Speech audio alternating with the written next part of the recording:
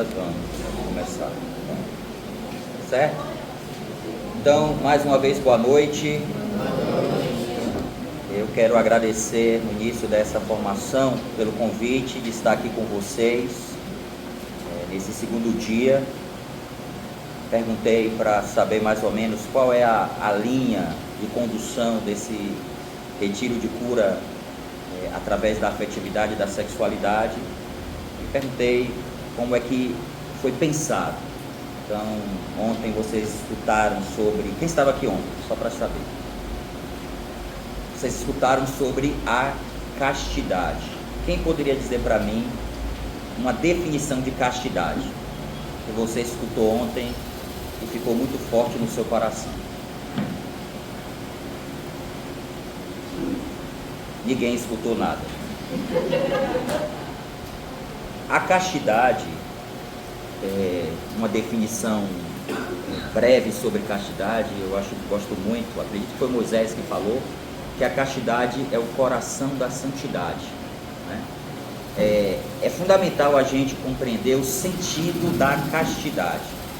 A castidade tem a ver com a integração do nosso ser. Alguns conceitos que nós vamos estar aqui falando, eles muitas vezes eles são diferentes, só que às vezes eles se confundem e a gente às vezes não consegue compreender as diferenças entre eles. Então, quando nós falamos de sexualidade, nós estamos falando de um aspecto constitutivo do nosso ser. Quando nós falamos de afetividade, nós estamos falando de uma faculdade necessária, inclusive hoje nós vamos falar sobre isso.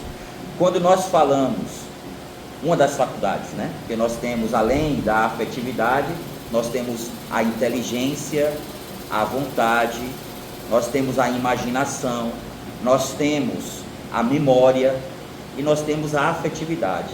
E essas faculdades, elas são importantes para a nossa vida. E na verdade, a nossa vida não funcionaria se isso não fizesse parte de nós. É necessário que eu tenha a faculdade da vontade para escolher o bem. É necessário que eu tenha a faculdade da inteligência para ter o conhecimento sobre o bem. Então, vejam que as faculdades, elas fazem parte da nossa vida. Assim também como a castidade. A castidade é a integração do meu ser. Então, quando eu penso na castidade, eu penso na integração. Eu penso naquela virtude. Esses dias eu dei um curso, na verdade foi em São Paulo, sobre da escola de líderes, sobre esse mesmo tema, e eu levantava uma pergunta, eu trazia uma pergunta, que é a pergunta que São João Paulo II trouxe nesse livro aqui, Amor e Responsabilidade. Será que a castidade ainda tem direito de cidadania na nossa alma? É uma pergunta importante, né? Pare para pensar nessa pergunta. Será que a castidade tem direito de cidadania na alma e na vontade humana? Com a pergunta que ele fez, depois ele vai explicitar que de fato a castidade, essa pergunta na verdade, ela não tem um sentido, porque se eu estou falando que é uma virtude, evidentemente que a virtude precisa ter um direito de cidadania na nossa alma. Se eu estou falando de virtude, eu estou falando de algo que precisa estar presente na minha vida. Mas a vida do homem moderno, ela colocou de lado a vivência da castidade.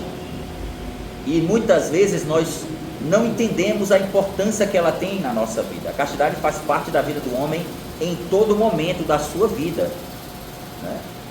Na puberdade, no período da adolescência, onde a gente começa a entender melhor o sentido da nossa sexualidade, ou pelo menos a compreender o sentido da nossa sexualidade, a gente precisa ali já compreender o sentido da castidade. Nesse período, adolescência e juventude, eu preciso compreender a castidade dos meus relacionamentos, porque senão os meus relacionamentos, eles serão vividos de modo a me destruir, a destruir o outro. Da mesma forma, quando eu chego na fase adulta, aonde eu vou assumir compromissos para a minha vida inteira. É interessante que na vida adulta a gente escolhe com quem nós vamos nos casar, se nós seremos um consagrado, se nós seremos, né, um sacerdote, um celibatário. A fase adulta é aquela fase de eu escolher aquilo que Deus pensou para mim desde toda a eternidade. Vejam como a castidade, ela faz parte da minha vida desde o início até o fim da minha vida. E é um processo de integração, ou seja, não é algo que está pronto, não é algo que Deus me deu e não exige de mim escolhas. Pelo contrário, queria trazer também para vocês, acabei mexendo aqui na página, mas eu queria iniciar falando sobre isso, porque o Papa São João Paulo II, aqui na época, ele não era o Papa São João Paulo II, na época ele era o Cardeal Wojtyła, né? Karol Wojtyła, mas ele fala aqui sobre um aspecto que eu acho extremamente importante, que eu queria começar com vocês. Deixa eu ver se eu encontro aqui rapidinho, pronto, espera aí. Ele fala sobre a educação para o amor. O que nós estamos vivendo aqui é um processo de aprendizado, de educação para o amor. Quem já ouviu falar aqui da teologia do corpo? A teologia do corpo é, segundo os especialistas, né, é um dom e uma tarefa, né? Ou seja, Jesus, ele nos recriou através da sua ressurreição. Fomos recriados em Cristo. Tudo aquilo que Cristo recriou, tudo aquilo que Cristo recriou na pessoa humana, tudo aquilo que na verdade nós somos, Jesus recriou.